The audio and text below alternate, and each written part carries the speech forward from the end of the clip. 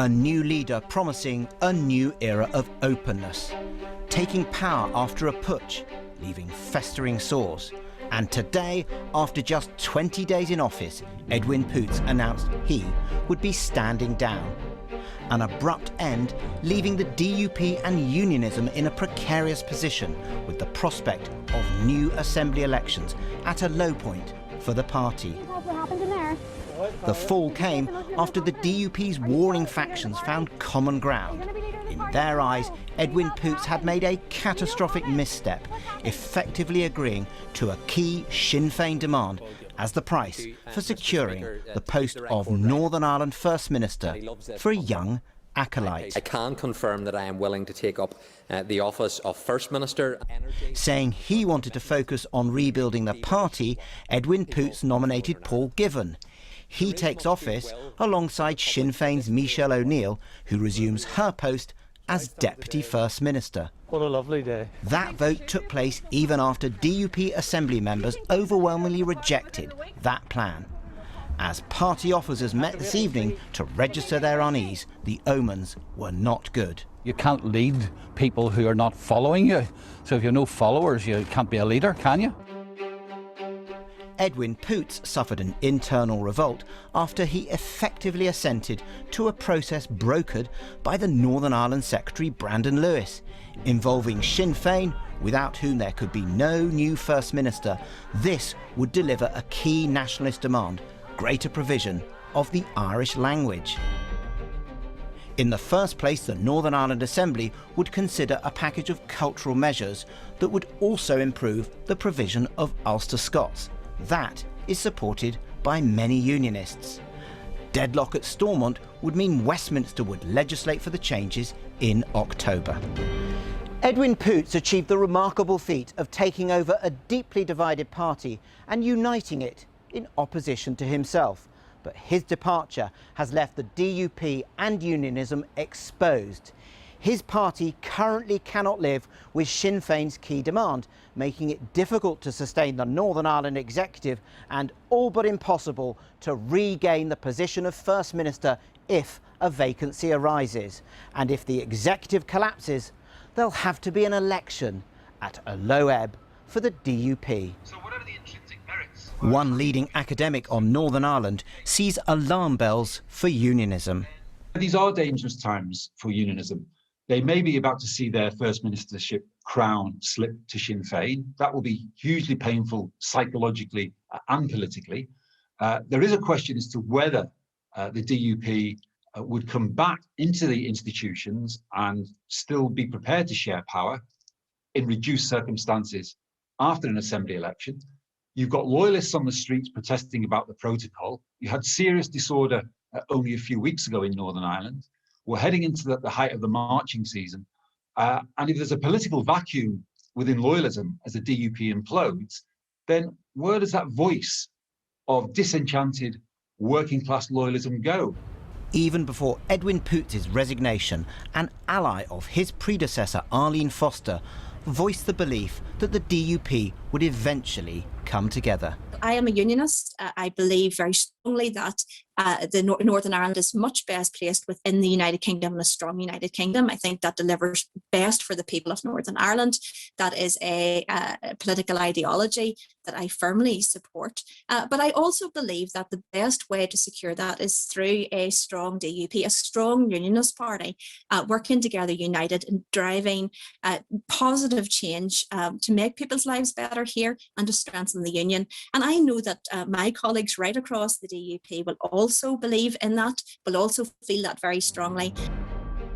Growing prosperity in Belfast after 2 decades of relative peace.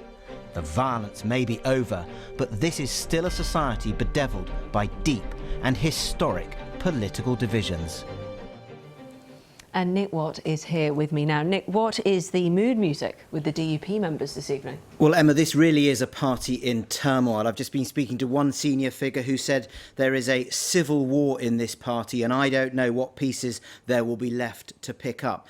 Interestingly, one thing the party is united on, that supporters of Edwin Poots and critics, is fury with Brandon Lewis, the Northern Ireland Secretary. They're essentially saying that he rolled over to the Sinn Fein demand on the Irish language and put Edwin Poots in that difficult position. The government's view would be, well, actually, the DUP, you did actually sign up to an arrangement on those cultural changes.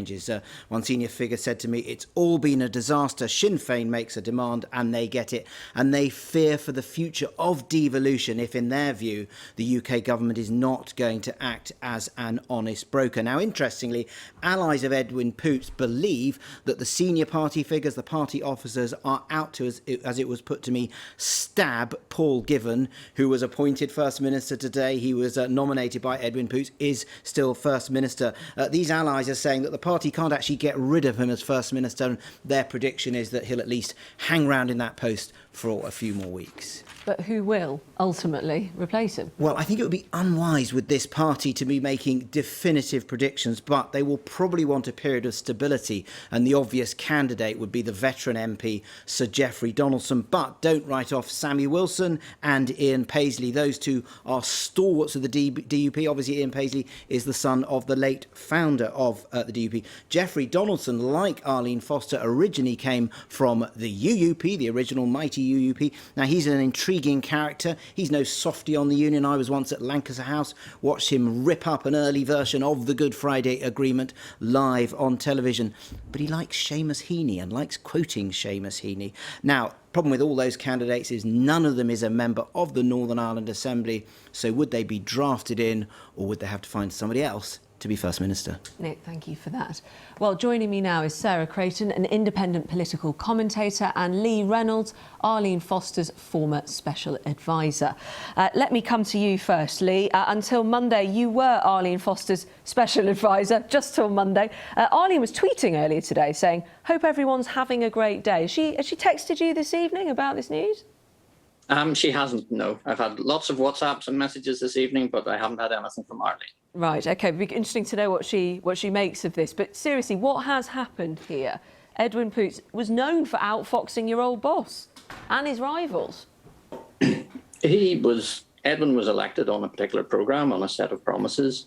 And what has happened very quickly is that he has failed to deliver upon those. Partly it was unrealistic promises, and partly it was a lack of planning on his part. But honestly, whatever has been done in the last 20 days, what he has done this evening was the right decision. He's taken the interests of Northern Ireland, the Union and the DUP too hard, and he's done what needed to be done. But are you surprised by it? I would have been expecting something to happen, a crisis like this to happen. I must admit, the timescale has genuinely shocked me. Because it's so quick? Yes. OK, Sarah, let's bring you into this. What's your reaction? Do you think he could have played this game differently? I absolutely do. I think, we can talk about the reasons about why this happened, but when he became leader, there was a lot of discussion about whether the DUP were going to renege on what was promised in the agreements that were made last year in the New Decade, New Approach. I think when Sinn Féin stepped up, I think whenever they challenged the DUP, whether they did that for cynical political reasons or whether it was a trap, I think he walked right into it. I think he should have just said, yes, we will move ahead and we will pass these pieces of legislation, because I think it's important to clarify that the New Decade, New Approach deal doesn't have a standalone Irish Language Act. What it does have is amendments to the Northern Ireland Act 1998, which is the bare minimum to give the Irish language official recognition. The Sinn Féin did not get their standalone Irish Language Act, so I think he could have played this completely different. But obviously, Edwin Poots wasn't prepared. I think the biggest mistake he made was not consulting with his party before agreeing to what Brandon Lewis demanded. And I think for some people at the party tonight, that was a step too far. How could he not know to do that, Lee? It seems incredible. Oh, sorry, Sarah, you go first. Go on, Sarah. Sorry. It seems incredible that he didn't consult with the party leaders and didn't consult with the MPs and MLAs before he did that. Lee? Yeah, I'm genuinely surprised he didn't consult, because that was specifically the pledge that he had made during the campaign to become leader. But equally, I'm genuinely stunned that the NI and the support given to Brandon Lewis believed that this would fly. When I heard about it last night, I was sitting here going, this isn't going to fly, this isn't going to happen. And, you know, there's no point getting people into a room agreeing something that, you know, any man in the street could have told you would be dead on arrival. But I suppose that's what people we're trying to understand is, if anyone could have told you that, how has it still gone ahead? And I suppose your shock sort of speaks to that. Just to take it back to the language legislation, and I think for some of our viewers this would be very helpful. Lee, why is it such a deal breaker for the DUP? The simple reality is that there are always compromises in any agreement, and you need political capital and you need political goodwill to deliver on those. There is just a central reality to Northern Ireland politics in 2021. The protocol and its impacts has made the well of political goodwill empty. It has cleaned out the unionist bank account of capital to spend on this, and that is a core problem, because as Sarah pointed out, the actual package within NDNA has a balancing mechanism. It isn't just one element, it's multiple elements, but the goodwill, the political space to take such things forward isn't there. There's also a substantive chunk of NDNA that hasn't been progressed as well. So the prioritisation of one piece that hasn't been progressed over all others is a political question that needs asked, and also why the NIO and others would go that say that, yes, that is the one thing that should be prioritised amongst all the things that haven't been delivered, is a question that also has to be asked. So what do you think it will take to restore power sharing, and how worried are you about that this evening? Tonight I am quite worried about power sharing. Obviously we don't know who the new DUP leader is going to be, but it does look like Jeffrey Donaldson could be the favourite, or Sammy Wilson. It doesn't look like either of them will. If they objected to Edwin Poots' approach, they might take a more hardline approach. And I think if they cannot agree to what was agreed last year, will Sinn Fein go back into power with them? I think that's entirely questionable. If we have an election, though, and Sinn Fein become the First Minister, will the DUP agree to be Deputy First Minister? I don't think that's clear either. So I am quite concerned about power sharing. But what I think needs to happen for power sharing to work is that both parties, and just fundamentally in Northern Ireland politics itself, people are going to have to learn to compromise and do the right thing and do the decent thing for their neighbour, and just make pragmatic decisions instead of going to the hard lines and doubling down on positions that just haven't worked in the past. How do you see the power sharing side of this working out, Lee? What would you say, having been inside the DUP, having been coming up with strategy? It's going to be difficult. The mood out there is not good. The attitude towards the Assembly and the protocol and Irish language is creating a very powerful and strong reaction against carrying on devolution. You know, I don't think that's bringing down devolution is the strategically best choice or decision for unionism to go. But however, it is the simple reality of there's a lot of ill will out there, and something has to be done to address it. Who do you want, Lee, to replace Edwin Poots? Well, I don't get a vote. No, but you know, knowing the characters as well as you do, who do you want? Well, I think you will give me the grounds that right now we don't know the full list of candidates. If I had a vote in the previous election between Edwin Poots and Jeffrey Donaldson, I would have voted for Jeffrey Donaldson. Okay, so that's where any. I mean, I know you've not got the text this evening, but any chance of Arlene coming back? Do you think?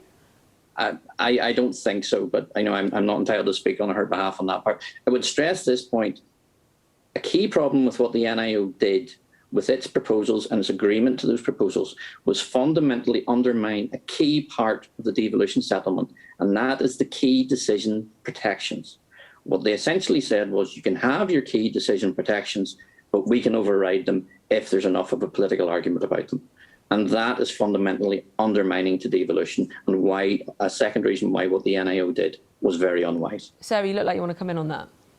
Yeah, I take Lee's point. Obviously, there are constitutional conventions about how the devolution settlement should work, but it's built into the Northern Ireland Act, and it's built into the devolution settlement that Westminster can act for Northern Ireland at any point. It's done so previously with the abortion legislation, equal marriage, and I think the big point is it shouldn't have to. It shouldn't have to step in on these issues. And obviously, whether it was wise for Brandon Lewis to do what he did, this was agreed last year. This cultural package was meant to be put forward, and I think that, you know, if the DUP don't want London to intervene, they have to get on with it. They have to get on with it and move forward with what they agreed. Well, and also perhaps, you know, get a new leader in place as well at this stage, which is the priority as well at the moment. Thank you to both of you for your take this evening.